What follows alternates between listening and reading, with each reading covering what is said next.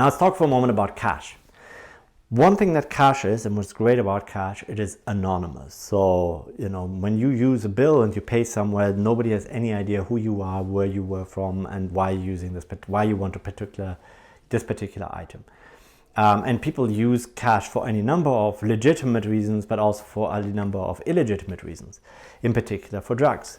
Now, Pablo Escobar, who you may have heard about as a drug dealer, but maybe also through the Netflix TV show Narcos, was, apart from being one of the richest men in the world at some point, was also the biggest drug dealer at the time, right? He was responsible for 80% of all cocaine that ended up in the US. And so he had a large number of accountants that had to make sure that to account for all the money that they have. And if you watch the Netflix show, you basically could see that they did not know where to put all the money that they earned. So they actually made allowances that the money, the physical cash, would be eaten by rats wherever it was stored. They also used up to $1,000 a week at its height just to wrap the bills that they had with rubber bands. Right? So you can just, imagine how many rubber bands you can buy for $1,000 and, add that up for how many dollar bills that were involved there.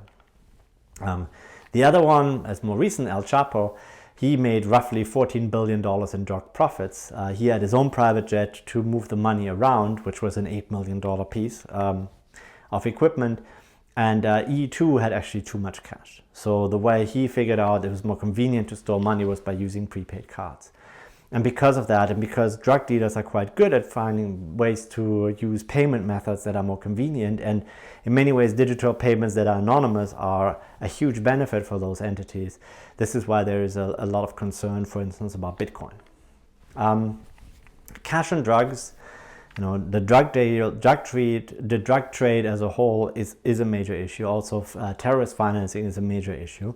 And every bank in the world is fighting to it's not fighting.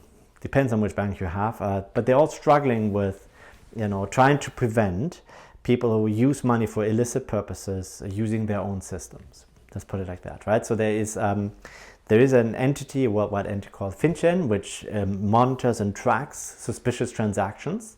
And you've heard this in movies, when there is something fishy going on, they always say follow the money.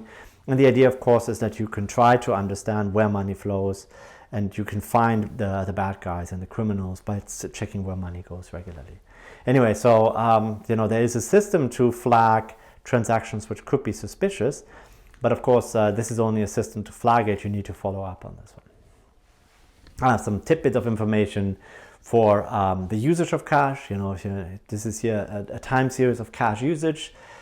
Before and after a legalization of cannabis, you can see cash usage went up over years, and then it basically petered out when cannabis was legalized. Or if you look at the more direct version is that in 2018, when in Canada cannabis was legalized, basically the cash usage and the request for cash basically went out. Basically went to zero, because that tells you a little bit about, not to zero, but dropped quite dramatically. That tells you a little bit about why people needed cash or used it for.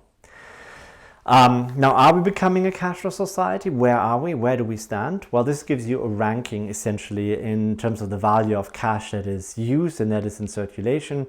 You see Sweden is clearly at the very top, and Japan is at the very bottom. And Canada is actually pretty high up too. So, in terms of cashless payments, we're pretty far ahead. Much of it has to do with Interac and debit payments, because we are world leading in terms of debit payments. Now, let's quickly talk about, payments beyond our border. So payments within, I think we hopefully have understood now how payments generally work, but let's talk about the international dimension.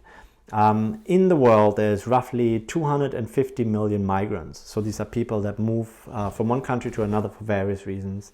You have nannies, for instance, in Canada. You have people who, so this is a very standard way how people are migrants, right? So they don't move with the entire family, but just as, one or two family members move. Nannies is a very big part of it. People go seek jobs and employment opportunities for any number of reasons. And what they often do is that they send money back home to support their families. So these 250 million migrants support something on the order of 700 million or more families in the world. The total amount of money, and this is for 2014, that has been sent is on the order of $583 billion, which is more than all development aid that goes to third world countries. And you can see the majority of these funds go actually to developing countries. Now the costs, however, for international remittances are very high. Now in 2008 they used to be at over 10%. Now they're down to roughly 8%, so which is a drop, and it's looked here on this particular graph as something that is very nice.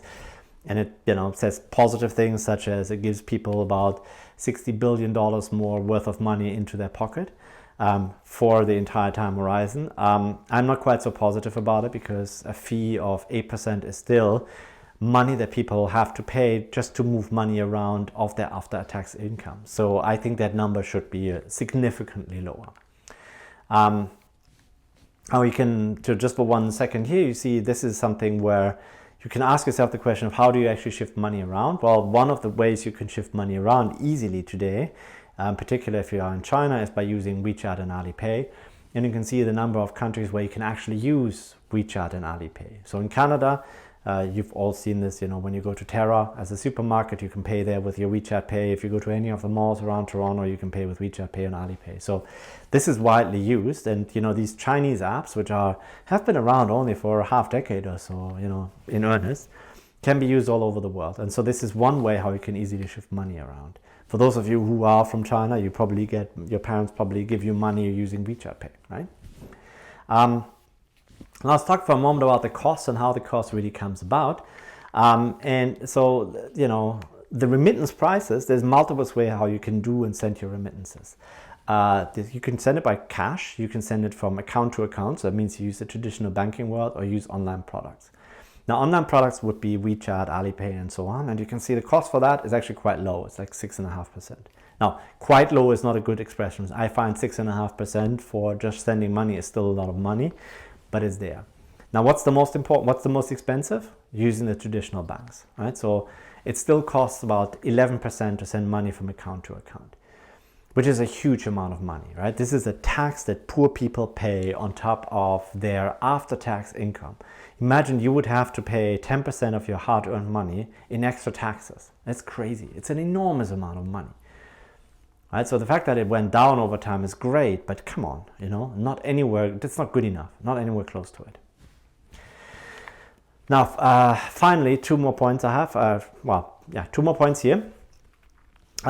Payments is not just payments, it's not just about the money. So there's 2 major innovators in payments over the last few years, and that are not actually payments companies. Number 1 is Starbucks. The Starbucks rewards program is a very, you may think it's something which is trivial, right? You put money on a Starbucks card and that's it. But it's actually an extremely important component for people to collect data, for Starbucks to collect data. What do you buy? Where do you buy it? And so on and so forth. They can collect so much data about a single person by using this rewards program. It's crazy. Another one, as for those of you who've ever went to Disney, this is the number 1 thing that you do. You arrive at Disney and they give you the magic band. And that magic band basically does everything for you while you're at Disney properties. You enter the park, you unlock your hotel room, you get potentially priority express, if you want to go to the pass lane where you can go to the attractions faster. You make payments at all restaurants and all shops that way. You get recognized when you move close to a Disney character. They actually know who you are. They can address you by name. And when you go and talk to somebody, there's all these photographers. They take a picture of you. You give them your, on the card reader. That basically ends up in your account. You can check it in the evening online with your own account. So the information that is, the data that is collected here is something like this is $1 billion worth data system that Disney collects there.